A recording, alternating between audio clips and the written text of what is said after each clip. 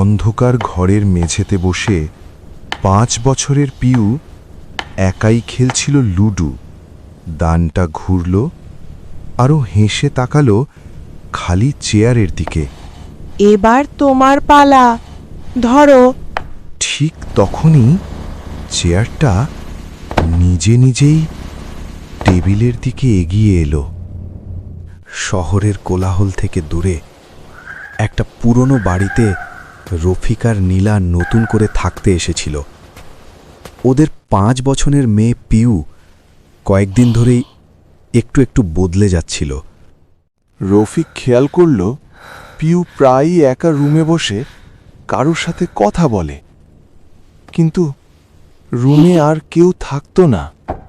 এক রাতে দরজার আড়াল থেকে রফিক যা দেখল, পিউ শূন্যের দিকে হাত বাড়িয়ে আছে, যেন কেউ তাকে কোলে তুলে নিয়েছে।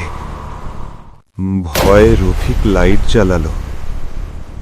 পিউ মেঝেতে পড়ে আছে, আর পুরো ঘরটা হিমাঙ্কের নিচে। নীলা বলেছিল ওসব পিউর কল্পনা, কিন্তু আসল ভয় এখনো শুরু হয়নি। রফিক সেদিন রুমে রেখে আসে তার ফোনের ভয়েস রেকর্ডার।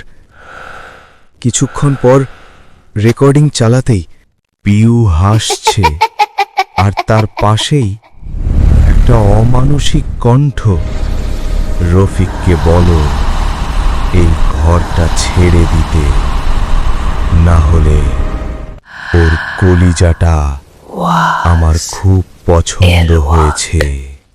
আর অপেক্ষা করেনি রফিক। পিউকে নিয়ে সে পালাতে চেয়েছিল। গাড়ি স্টার্ট দিতেই লুকিং গ্লাসে সে দেখল পেছনের সিটে পিউ বসে আছে, কিন্তু জানালার কাঁচে যে ছায়াটা পড়েছে তার মাথা উল্টো দিকে ঘোরানো, আর চোখ দুটো টকটকে লাল। তুমি একা যাচ্ছ? আমি তোমার সাথেই আছি।